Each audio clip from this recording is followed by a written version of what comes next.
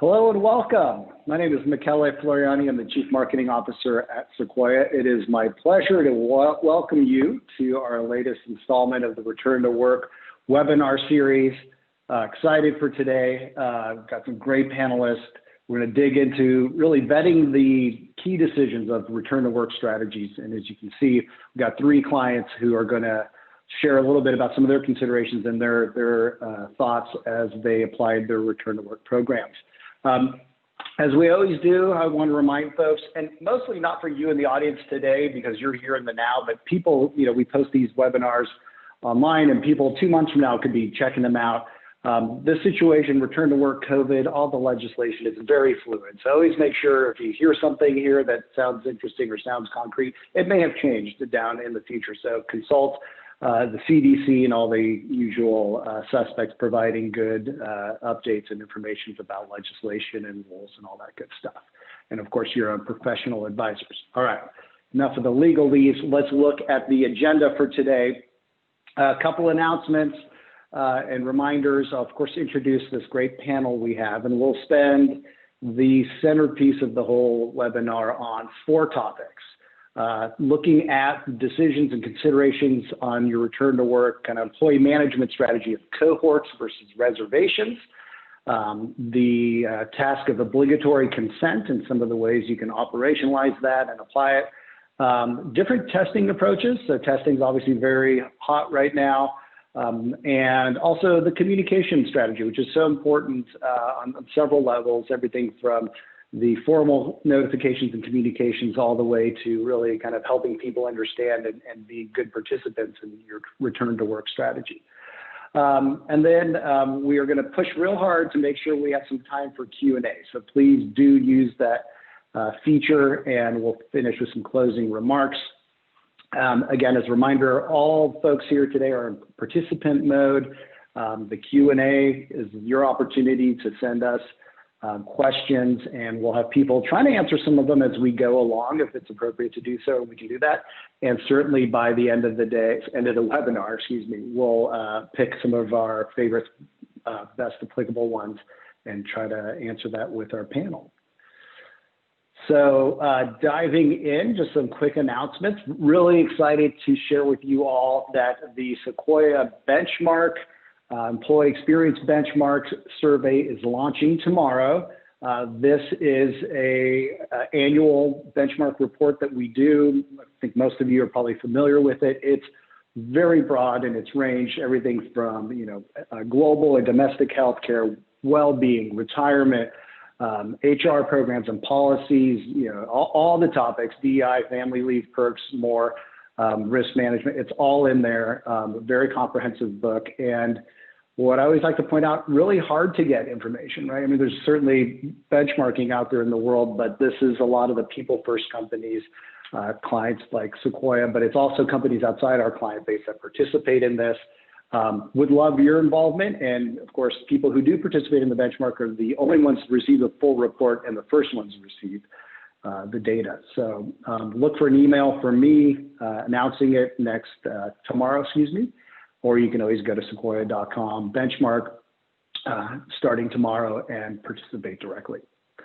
Check it out. Other cool things that may be of interest to you, we released recently a very consumer grade kind of guide to cyber protection. So it's very consumable, kind of frames up a lot of the kind of changes in the cyber landscape since certainly everyone's been working from home and new risks have entered the enterprise security world. So check that out. Maybe there's somebody in your office who is specialized on that area and could appreciate this. It's from our risk team at Sequoia. You'll find it in a resource section.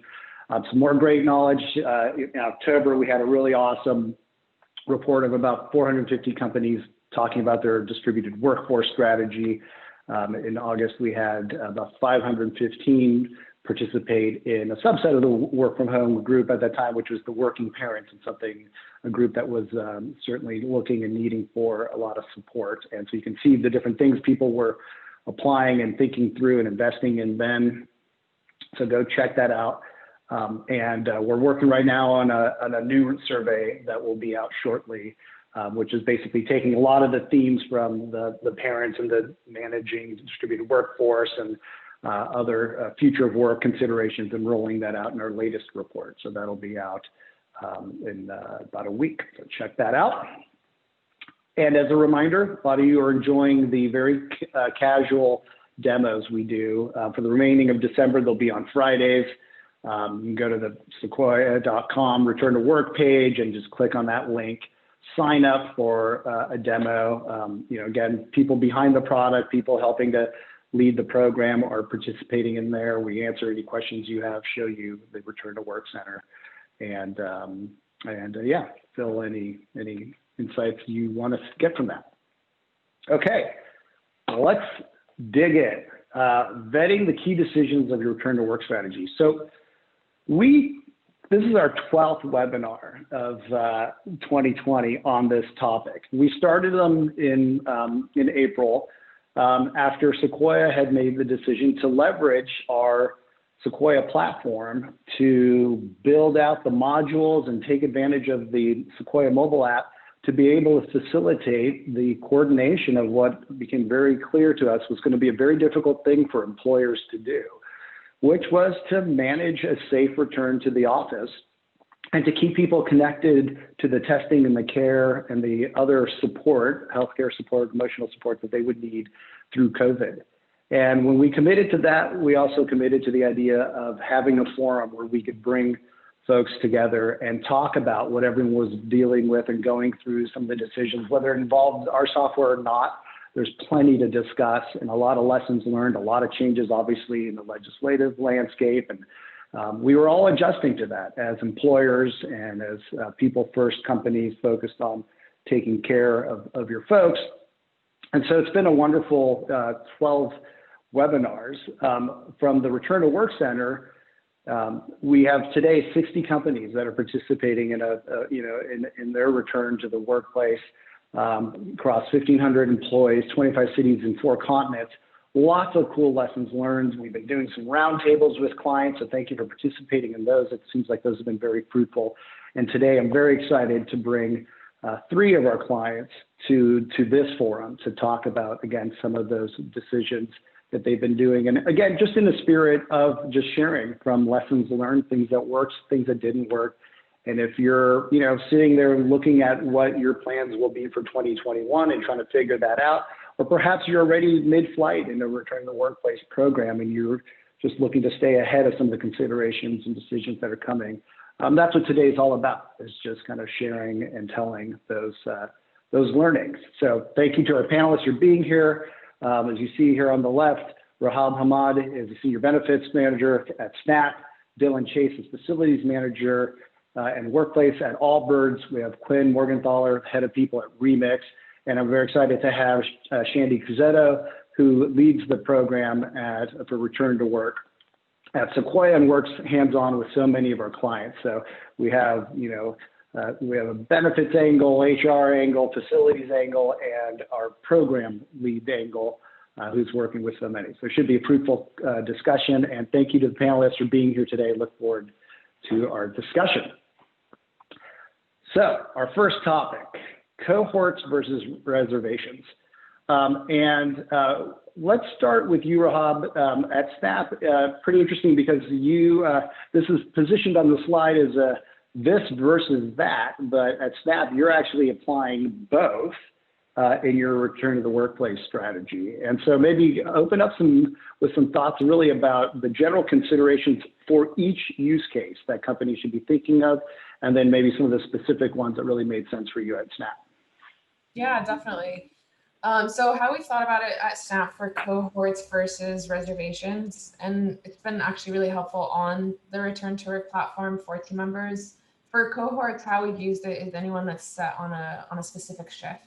So a group of employees that will go in around the same time, or even for a specific event, if it were to happen for a group of people that we do want to come in that don't need to make that reservation, that have the recurring schedule, they'll just get the notification, which has been really helpful.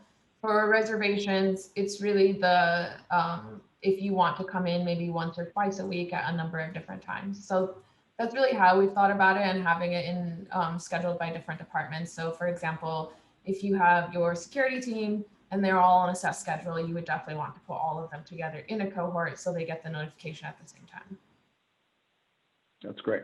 And at the end of the day, is it about, when you have the cohorts, is it about mitigating the risk of spread or just the control over a specific group of folks? Is that ultimately, you're taking obviously advantage of the timing that they're all coming in with regularity, but that's the rationalization for cohorts, I imagine. Yeah.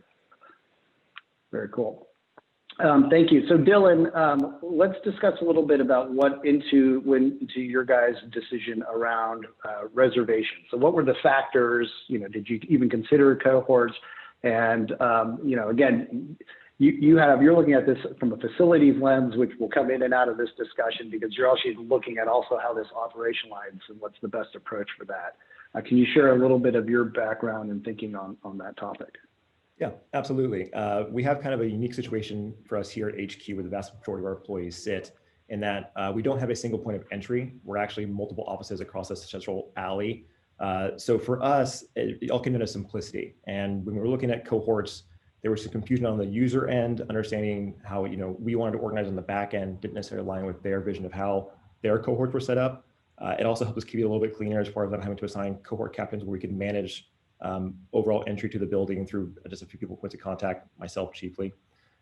So for us, being able to do that, it was more important to just kind of track overall headcount coming to the HQ campus, if you will. And more importantly, kind of critically for us, is we use the reservation system as the backbone of our contract tracing program, and the interface for reporting and tracking came site in various days, which much cleaner for us. So those two, both simplicity and again, that's the interface for us. A lot of contact tracing was why we really leaned heavily towards reservations.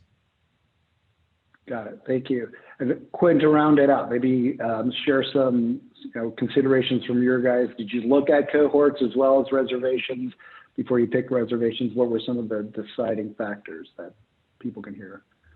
Yeah, we were definitely optimistic about using the cohort side of things when, I'll say, the San Francisco area was a little bit more relaxed in some of the stay-at-home orders, of course, but we recognize that from our org structure perspective, as well as our functional team perspective, you have people who sit across different projects that have so many different functions and work with different teams, that designing the right cohorts was going to be a challenge.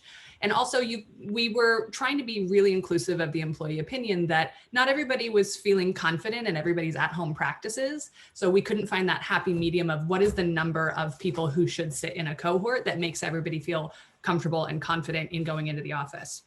So we flipped over to the reservation side.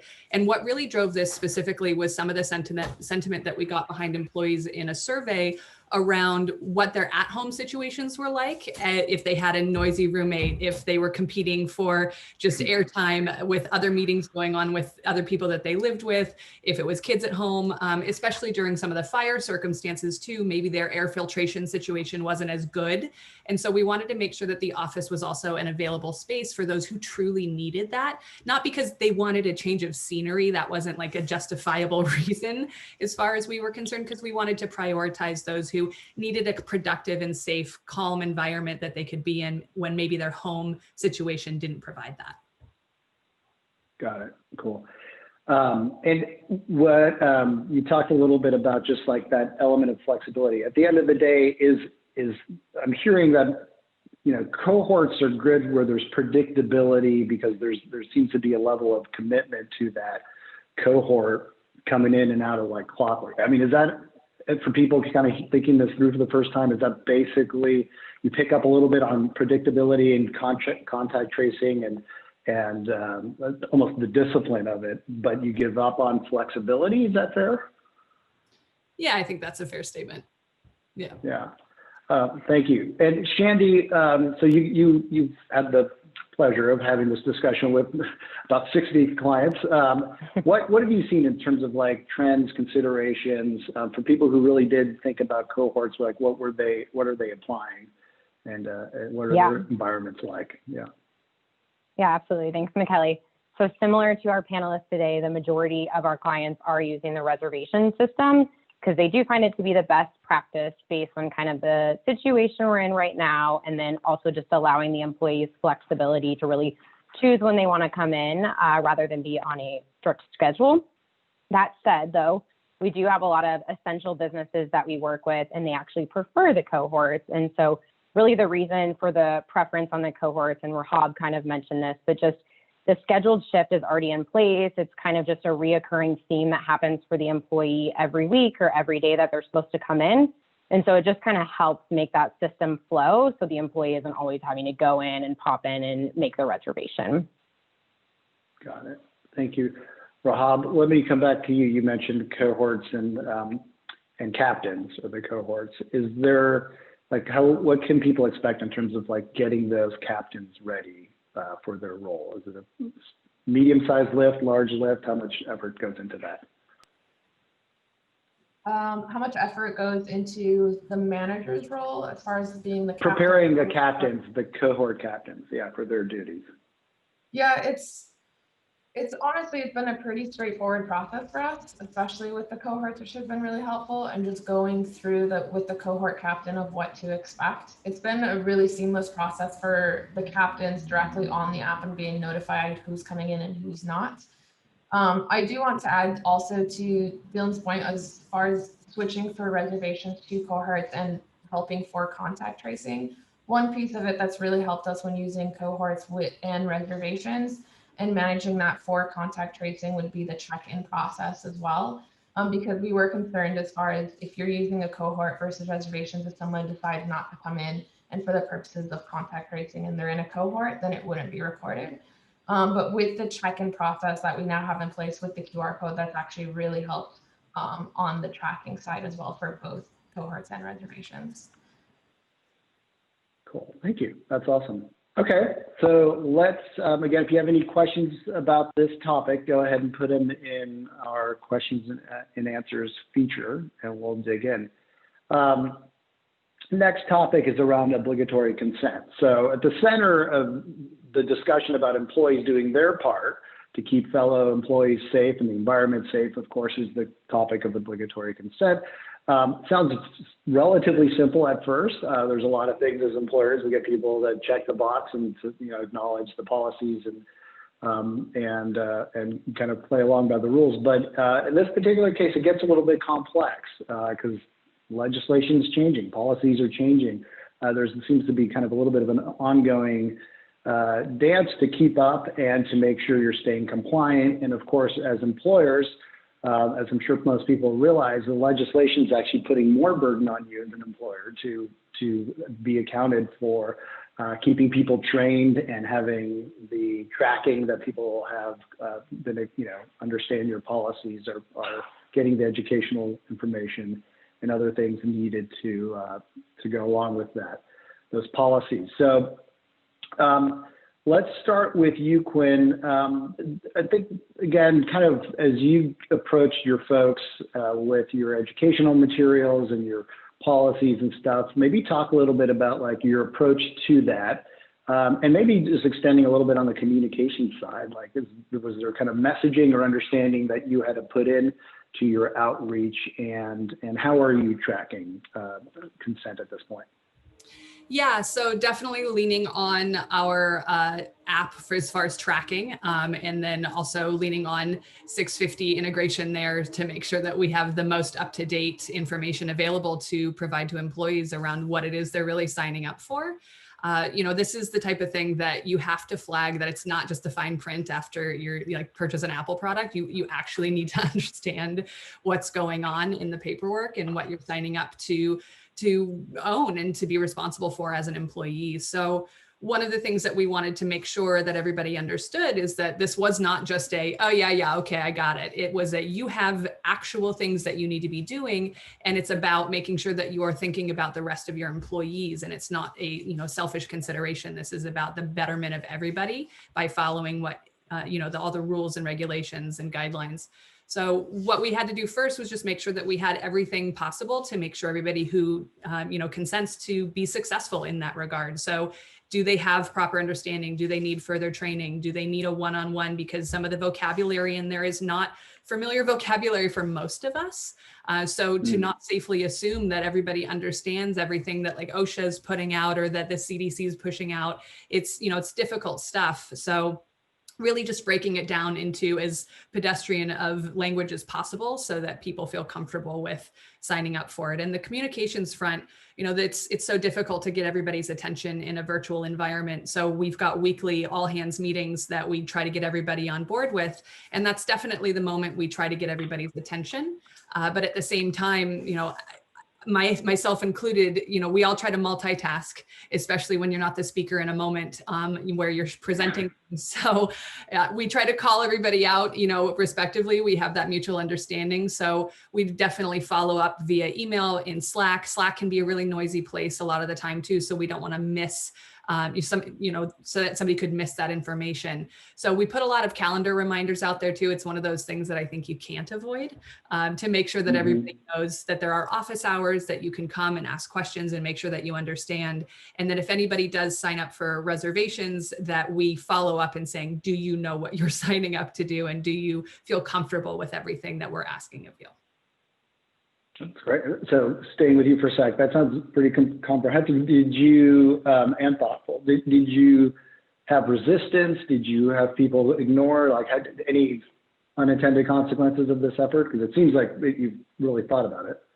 Yeah, you know, I think that there's always initial resistance from a handful of people just because there's so many follow-up questions that come from information that get of this quality. So it's difficult to make everybody feel, you know, good right out the gate. So, you know, we do try to make sure that everybody, you know, knows that they don't have to do these things, but the consequence of not giving your consent means that you don't get to go into the office and do these things right now. So making sure that each scenario is painted appropriately, because we don't want to force anybody into the office right now. Fortunately, Remixing position that we don't have to have people in the office.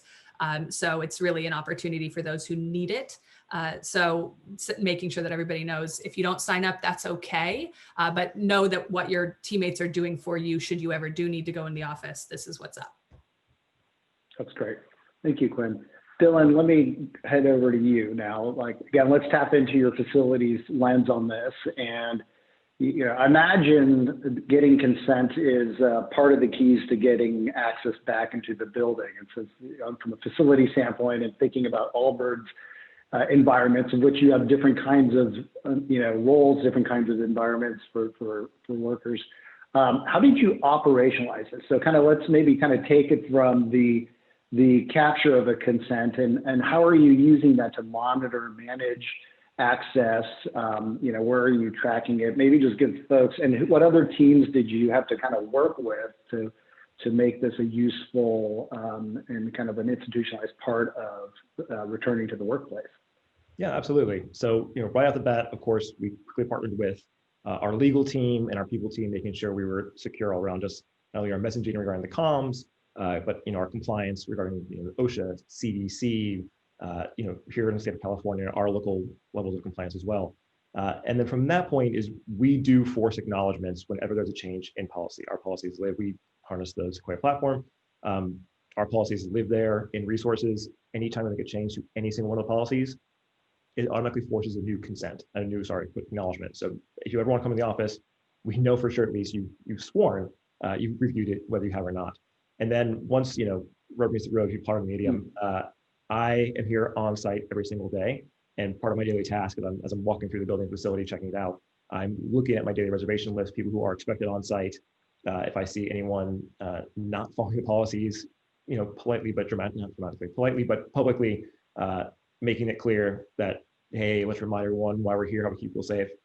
We have found with some follow-up surveys that people actually do find that reassuring to see that there is a level of on-the-ground enforcement when that happens, to know that we're standing by these truths and really upholding these policies and not just checking a box and moving on.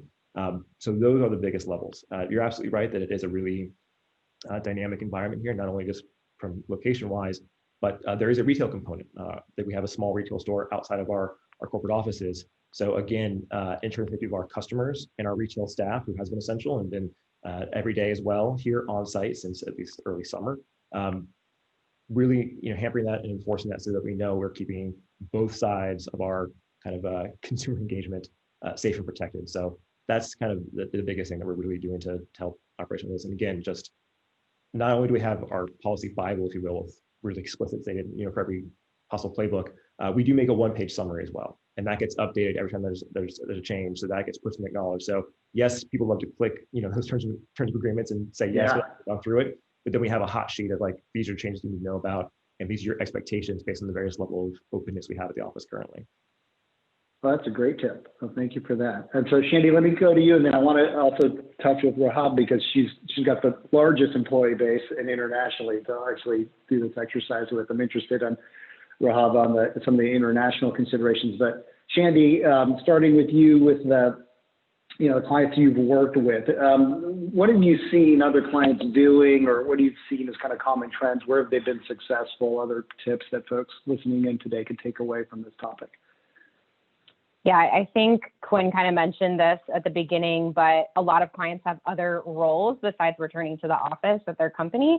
And so a lot of the people that I've worked with have really leaned on 650, who's our partner, to help them with the policy generating and really giving them updates on certain counties and just creating those initial pieces of returning to the office. Once they've kind of received those initial steps, they really do lean on kind of using our product to help with acknowledgement. So just being able to store everything in one spot and then avoid like the back and forth of acknowledging policies and then helping with questions coming through. And then also being able to go back and view exactly who's done it and which status they're at with the consent piece. And then of course, as kind of Dylan mentioned too, but just being able to update certain things and go back into the system and resend them out to employees to acknowledge before being able to enter the office. So very similar, but a lot of people have really leaned on the partnership with 650 to get those initial working pieces moving forward. That's great. And just for those scoring at home who may be listening in for the first time, 650 is the policy engine in the Return to Work Center, born out of Wilson Sonsini. They've been great participants in this webinar series, a lot of times demystifying some of the legislative changes. But the point you've made, of course, is it's continually evolving, continually changing. As Dylan said, they got to capture that consent each time there's a move in the line in the sand, if you will. So that's very helpful to keep it fluid and dynamic for folks and to be able to track it. So Rahab, coming to you now, I mean, what's it like to apply this on an international scale? And are you getting, first of all, are you getting consent from everyone internationally, or do some of those rules in fact change so it's not an obligation, if you will? Yeah, that's a really good question. We do have an entire COVID task force team focused on local guidance and providing team members with support. As far as consent at every location, even internationally, I think it really depends on which location it is and based on the local guidance and what we send to team members. To Shandey's point, what she said about a lot of clients and what they've offered, and to Quinn's point too, all of the comms that we've sent out, it's very similar in that we built this into the Sequoia app, which has been really helpful. And so we do provide different acknowledgements that are available on the Sequoia Return to Work platform for team members to complete.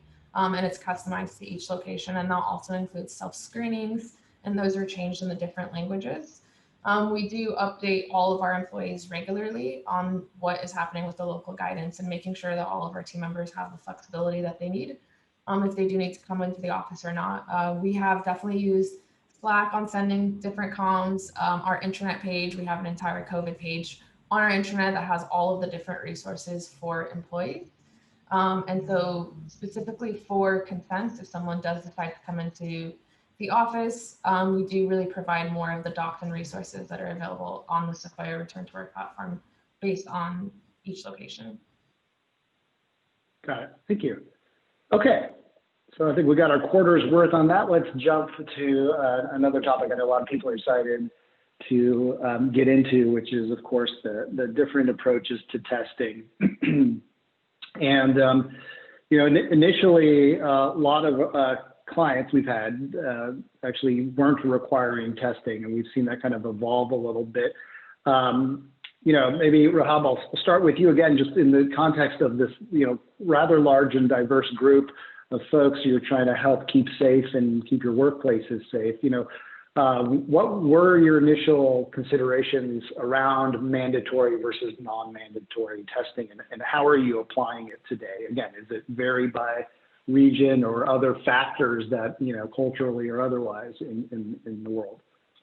Yeah, that's a really great question. I think culturally from the beginning, how we were approaching testing or anything else in general for COVID is to provide flexibility for all of our team members.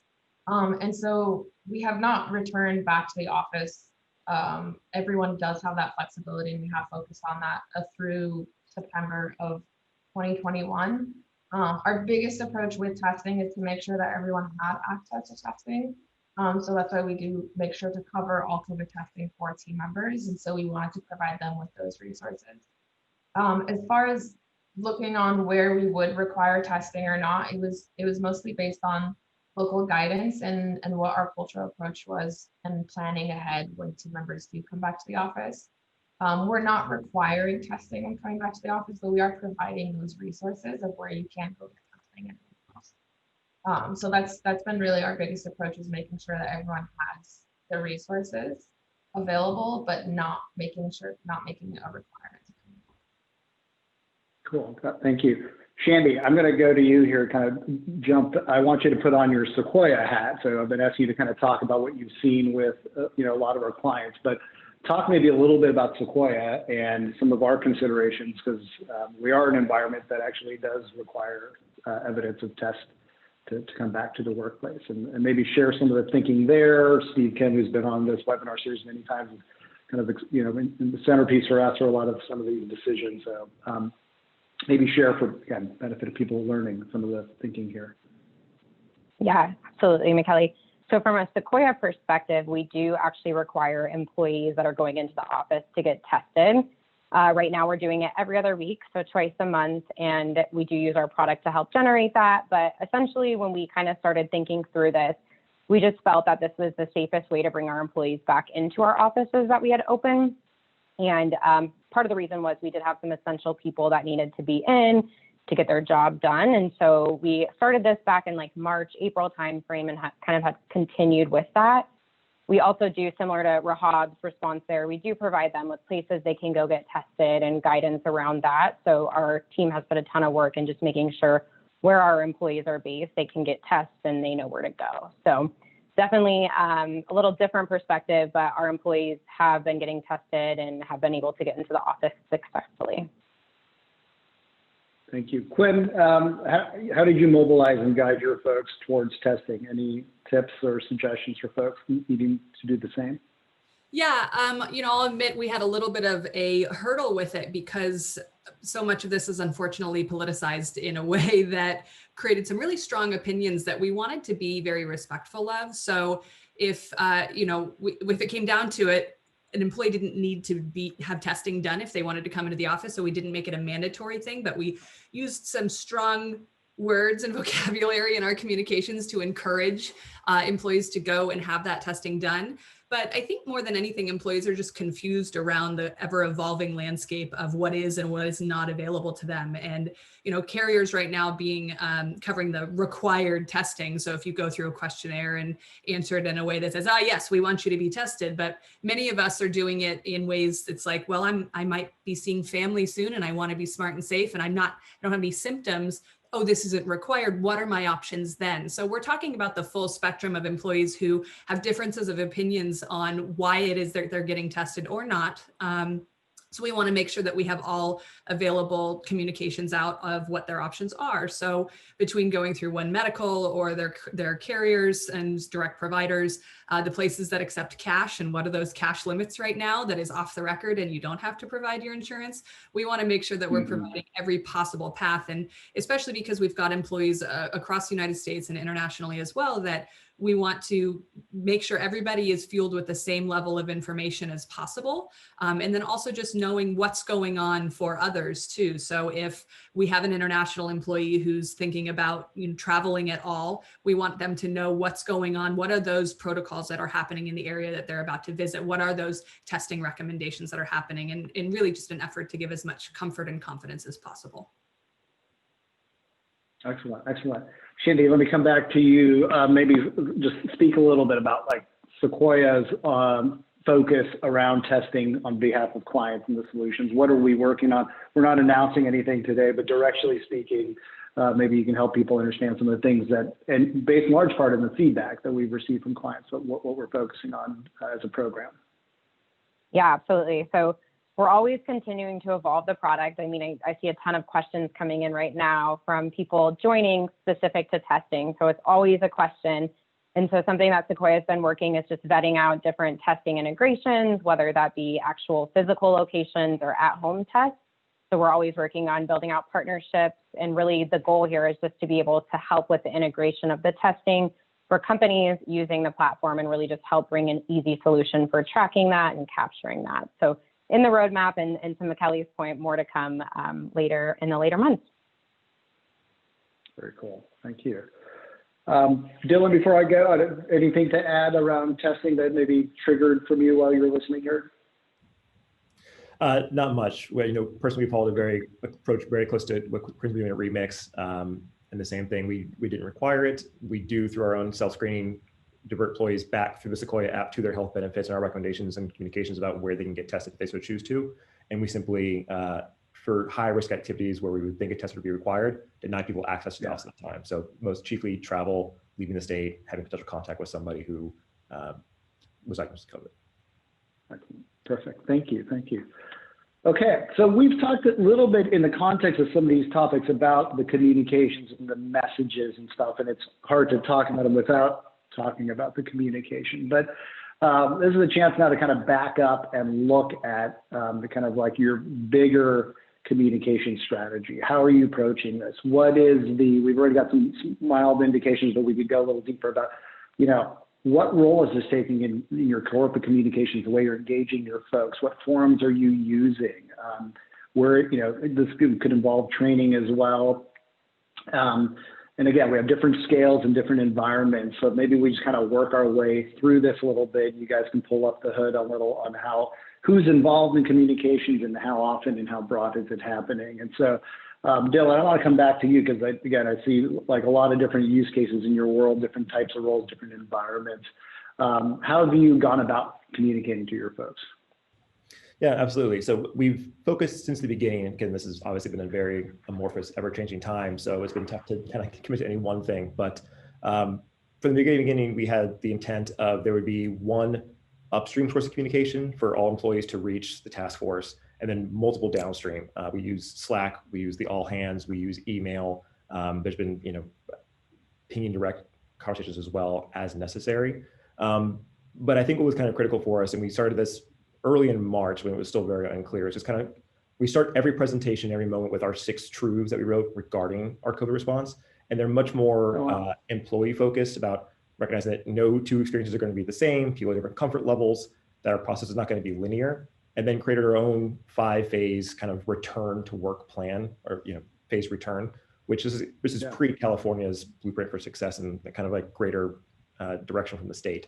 And it's just beginning every communication with reiterating where we are in that phase process and reiterating our truths. And I think that's been really, really helpful. However, again, as consistent as you want to be, as clear as you want to be, people will still take things as they want sometimes. And while there's been a lot of concern with fourth return, as I'm sure all employees are kind of experiencing, because there is that spectrum of emotions that all employees have. So for us, it's been really targeted. We did one giant presentation as we were coming into what was our phase 3, which was a kind of voluntary return if you're comfortable coming in, when California was in a much, or Bay Area, I should say specifically, was in a much more positive place, wrong term, but in a much healthier place. Everything's loaded regarding COVID. We're at a place where we actually have a voluntary partial return to the office, restating our policies. We've done enough tests at that point. From that point on, now any changes as we go roll back into phases, which was expected, we push through consent via the Sequoia app and a direct Slack message. That way, those who really had no intention of ever coming back to the office until they're required to aren't bombarded with more emails, making them feel pressure or guilt.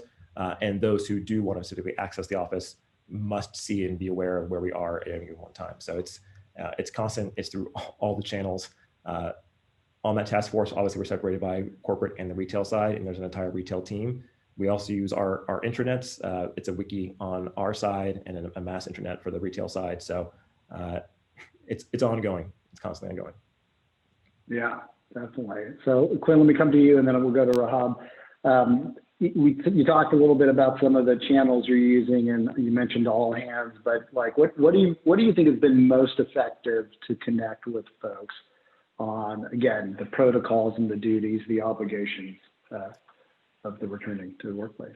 Yeah, I think because it's such a sensitive subject and there is that kind of varying amount of emotions on the topic, as Dylan mentioned, we went with using Slack and added a bot in for anonymous question asking in case anybody just wasn't quite comfortable putting their face behind an inquiry. So we put that in, and we have the executive team and myself responsible for addressing that question. And sometimes we'll meet together to figure out that single message that we want to make sure is really concise. But that has been really helpful for people so that they can get the answers that they need and still feel safe in asking, especially as things were politically charged. But we used Dropbox paper. And so we were trying to have people follow or kind of subscribe to updates on singular docs. And I was, from 2 weeks before the lockdown in March up until about mid-September, when I had to acknowledge my own burnout on that particular doc, doing daily updates on things that were evolving in the COVID landscape. And sometimes there wasn't a significant daily update. And so I would use that to pepper in some type of like comical meme just to, break some of the tension around how stressful this is for so many people. And it was an opportunity for folks to maybe have that singular, what does this mean for me? Rather than being inundated with so much of that negative news that was really emotionally overwhelming to take in. And we had some good feedback on that, but it has, it's on sabbatical right now. Fair enough. Thank you. Rahab, again, the scale and the reach, and I know this person, like, Snap does very little things casually. You guys take everything on with a leaning forward in your seat. Can you outline a little bit your macro communication strategy, some of the steps you guys took, and what you felt ultimately have been the most successful tactics? Yeah, definitely. We've planned from the very beginning, from when we started working from home in March with our team on sending regular communications to all of our team members and keeping them updated. And so that would be from an exec Q&A where team members could submit anonymously different questions and have those answered, and even submitting live questions. We also have an all hands we created. Our intranet has also been really helpful because we've created a COVID, really like a hub that has a number of different categories for employees. So whether it's benefit resources and mental health and how we can support team members while working from home, or what is the status of your office and is it open, is it closed, what is the local guidance, what's going on. So that's been really, really helpful of providing just one source for employees to know where to go. And then emails, definitely, we do have email that regularly goes out to team members. So whatever we're updating on our intranet page, we're sending location specific updates. So whatever's happening with local guidance in that office, and then also benefit resources and benefit newsletters. And then also Slack. So definitely sending team members updates on what's going on via Slack. And we have RTO questions at Snap that employees can reach out to us. So any type of communication platform you could think of, we want to make sure that all of our team members are updated with the most up-to-date news, and it's very transparent, and we let them know what's going on and how we can support them is really important. So definitely every type of communication platform. Yeah, not surprised. So obviously as employers, we have a lot of obligation to push stuff to folks. Again, from a training standpoint, from just how to find your way back to the office standpoint. What's your sense on what do people really want to hear? Like, what are they most interested in as employees? Like, what's the topic that you sense gets the most traffic, if you will? I think the most important thing that you hear from a lot of team members is focus on flexibility. And there's this fear of, do I have to come back to the office now? Especially with working parents and just working from home in that landscape. And even if you're moving to another location, it's really all about what is Snap thinking about as far as returning to work, and everyone's focused on the future. And so it's just really important to let them know that we are going to continue to be flexible with our team members and supporting them every step of the way, and that we will keep them updated as we go based on local guidance and whatever is happening. So that's really the biggest thing is what is going to happen in the future with the offices now that it's been almost a year coming up that everyone will be working from home. And since we are continuing through September to work from home, it's really the future is what everyone's focused on. And then also just support while working from home and burnout and how we can make sure that we're supporting all of our team members. And then there's also just fatigue from being virtually all the time and knowing when to just take a break while working from home. So yeah. Very good, thank you. Shandey, let me go to you. Just again, you've been involved in so many clients planning and getting them on board and getting them going. Any other gaps to fill or observations you've had from the clients around communications? No. Yeah, I think all three of the panelists today definitely hit what most clients are doing. I would say probably the most successful rollout is doing like a mandatory 30-minute meeting or joining an all hands and really just talking about the next steps of coming in the office.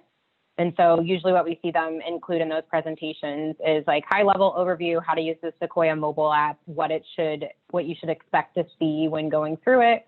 Then an overview of the safety protocols, so the specific office layout and where to enter the office and where you can sit. And then of course, just like who to contact in the event of an issue or if you don't feel like going in and just really how to take those actions. So I would say, yeah, most clients are doing exactly what the three panelists are, but having a meeting and making sure people can join it is super crucial in ensuring this is successful.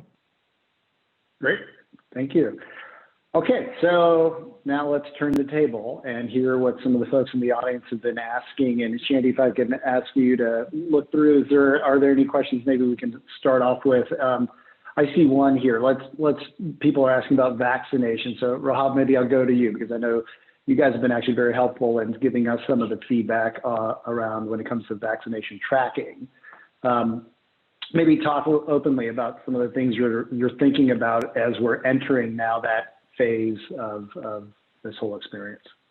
Yeah, definitely. As we're entering this phase, since it's very brand new, there's so many different considerations put in place. So we're definitely not jumping in to say it's going to be required or anything like that. I think it's going to be a very long conversation with the team because there's a lot of privacy considerations, legal considerations, and things to think about. The biggest thing for us was if there was going to be a vaccination requirement or not, how would that be built into the Sequoia platform and how we can have team members report it. So a really great thing that we've been partnering with you all on is the process flow for team members and making it really seamless where if you do complete a reservation, you have the questionnaire after. If it is optional for employees did they complete the vaccine or not, and being able to upload that proof and having it verified. So we are really in the very beginning stages to understand what does it mean to offer a vaccination, what are all of the considerations for requiring it? Can employers require vaccinations on a global scale, and what does that look like? So,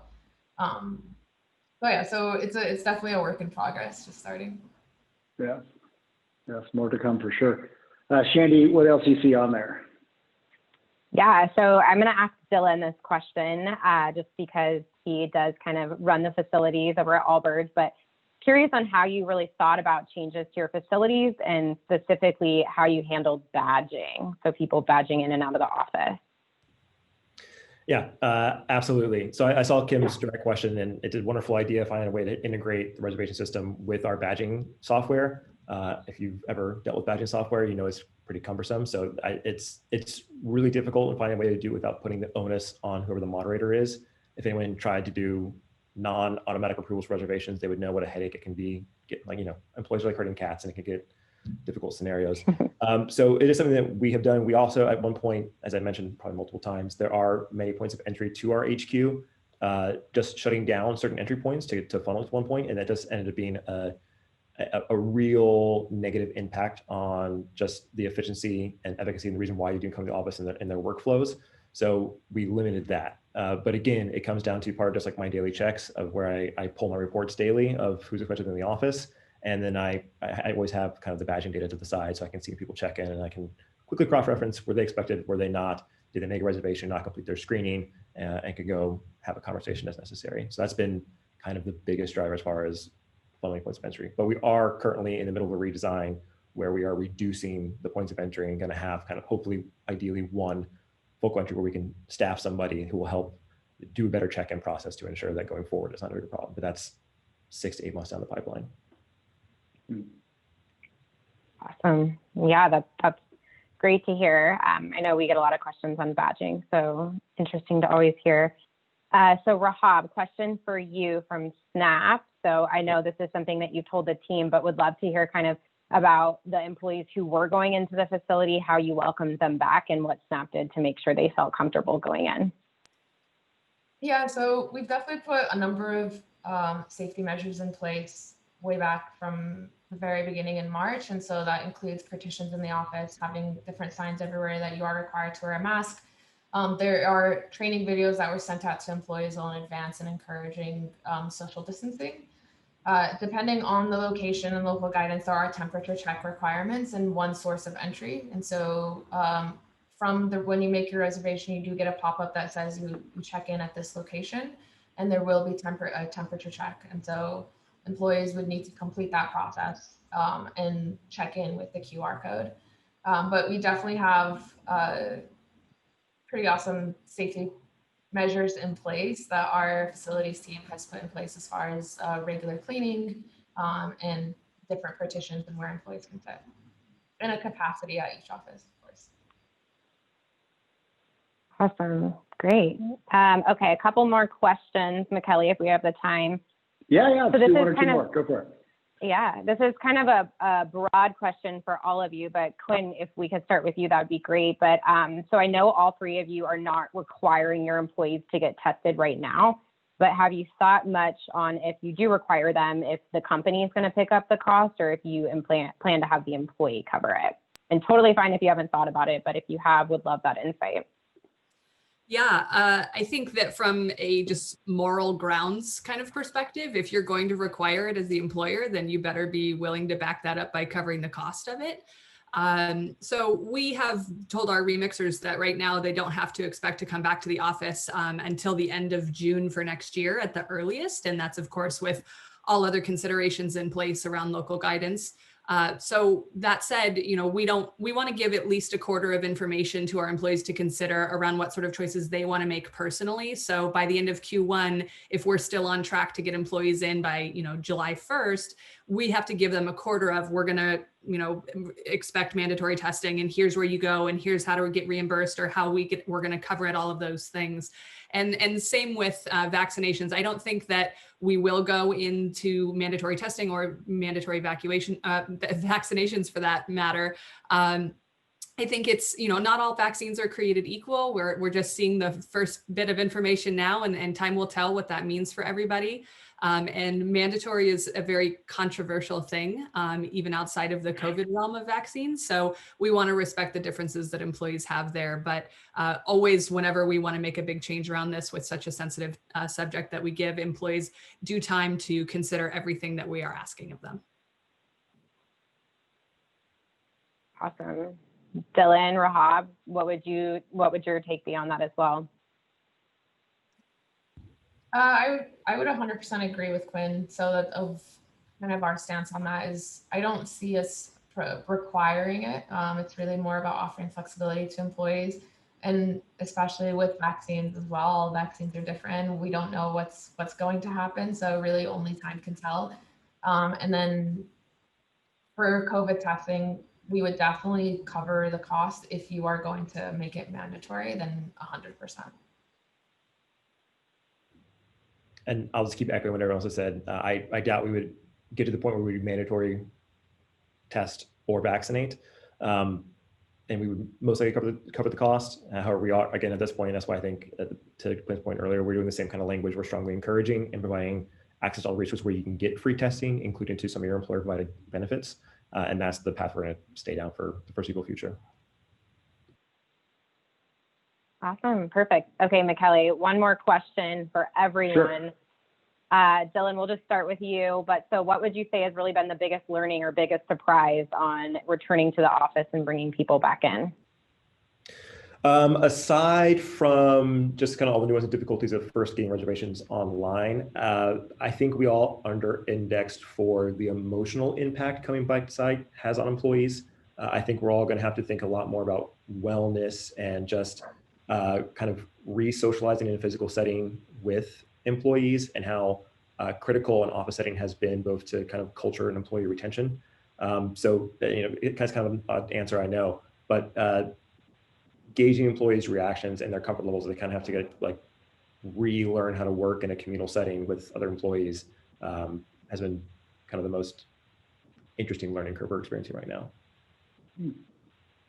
Absolutely. What about you, Rahab?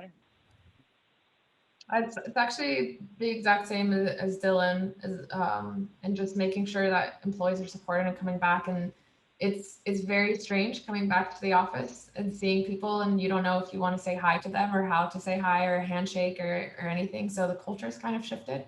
And so it's really just making sure that team members are supported and we provide them all of the right resources. But it's that's been the biggest shift is human interaction. Yeah, absolutely. And Quinn, what would you say for the remix team? Yeah, human interaction, I think, is kind of an obvious call out. Definitely, we're all, acclimating still. And there are moments in time when you might have a more team bonding focused activity that you do over Zoom and you're just, dying to high five somebody or give them a hug or whatever it might be. But, I think one of the biggest learnings too is how agile that the team has been in adjusting to remote work and being productive. I think that there was, of course, a little bit of a dip that so much emotional bandwidth was taken up by the political side of things with, the uncertainty, the numbers growing, all of that.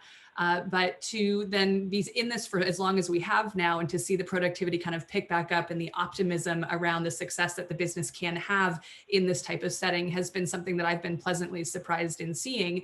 And while we, continue to survey our employees on engagement, it's been an incredible thing to see that they still feel supported even in this remote environment. And that while we are all still longing for human connection, we're doing a pretty damn good job over this virtual environment. Absolutely. Shandey, well, thank you so all. much. Yeah, no, that was great.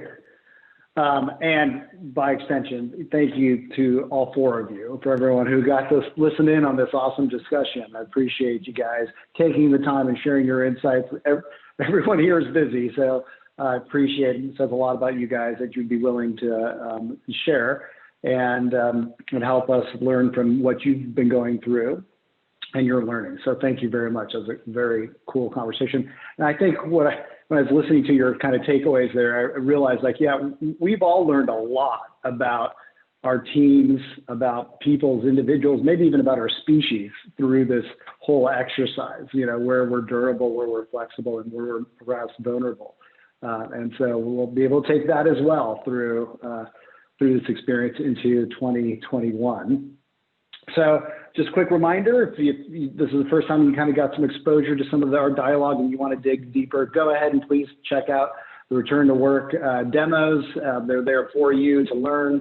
Again, this wraps up what's been a really cool 2020 season of webinars for the Return to Work program. We will continue it in 2021, of course, and there's so much conversation still to be had. There's obviously many more steps for folks to take to get back to the workplace safely for both their people and their business. So look for the January webinar to come out soon.